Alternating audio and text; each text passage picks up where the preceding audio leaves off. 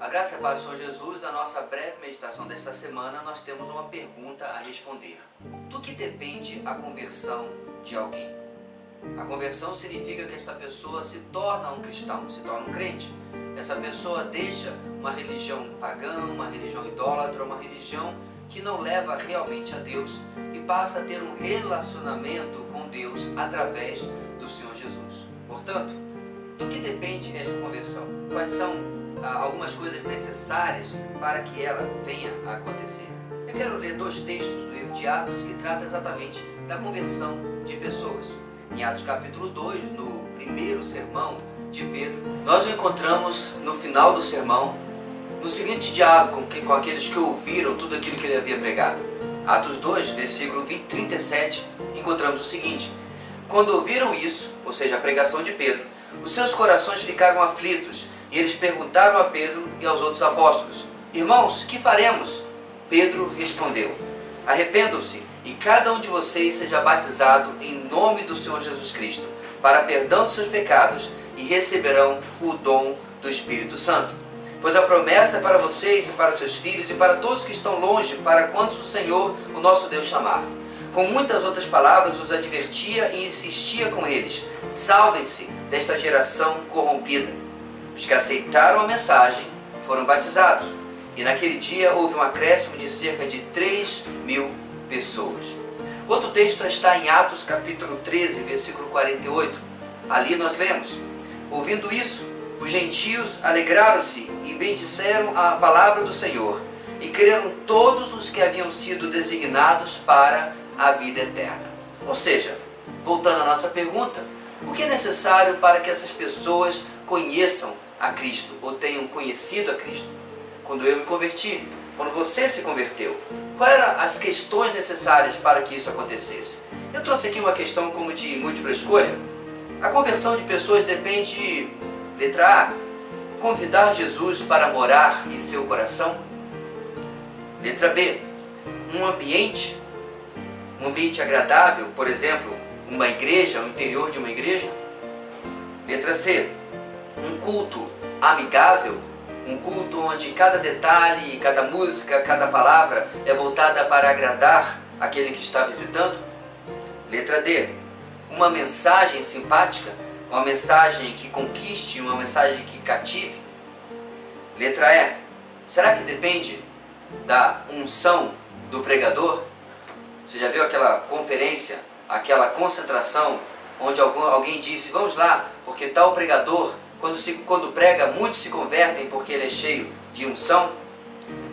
Letra F, uma programação divertida. Será que o entretenimento é o caminho para alcançar as pessoas? Letra G, recepção na igreja por pessoas simpáticas. É chegar a uma igreja, chegar em um culto e ser recepcionado, é ser abraçado e elogiado pelas pessoas? Letra H, será que a conversão de alguém depende de um apelo bem feito, provavelmente com uma música tocante, uma música de fundo, ou uma melodia que possa ter uma letra que emocione as pessoas? Ou as duas últimas opções, será que a conversão de uma pessoa depende, letra I, da obra do convencimento do Espírito Santo? E letra J, a clara pregação do Evangelho. Queridos, acho que você já entendeu onde nós queremos chegar. Algumas dessas coisas que nós mencionamos, da letra A até a letra H, não são em si malignas ou ruins.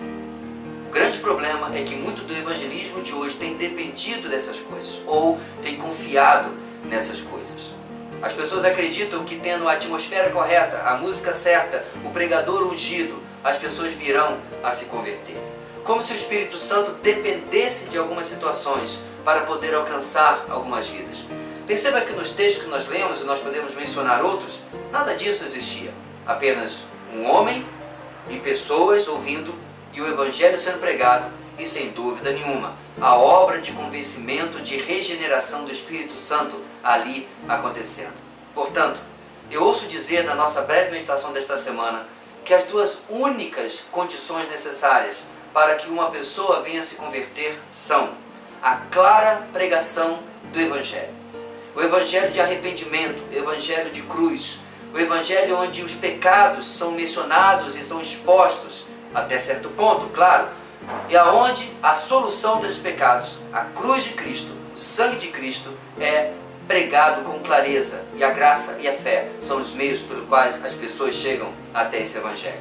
E finalmente, não podemos deixar de fora a obra de convencimento do Espírito Santo, a qual só acontecerá debaixo das condições que mencionamos anteriormente. Não porque nós decidimos assim, mas porque aprove a Deus que a conversão das pessoas acontecessem através da pregação do evangelho. O meu desafio na nossa breve meditação desta semana é: você tem confiado naquilo que o apóstolo Paulo escreveu? Ele disse certa vez: não me envergonhe do evangelho, porque é o poder de Deus para a salvação de todo aquele que crê. Infelizmente as pessoas acham que não se envergonhar do evangelho é levar o nome de evangélico com orgulho, com satisfação. Não há nada disso aí. Paulo não se envergonhava do evangelho porque o evangelho é vergonhoso. O evangelho é Deus se tornando homem para alcançar os homens. O evangelho é Deus indo até uma cruz, carregando o nosso pecado, praticamente despido, vivendo a mais horrenda morte que poderia existir.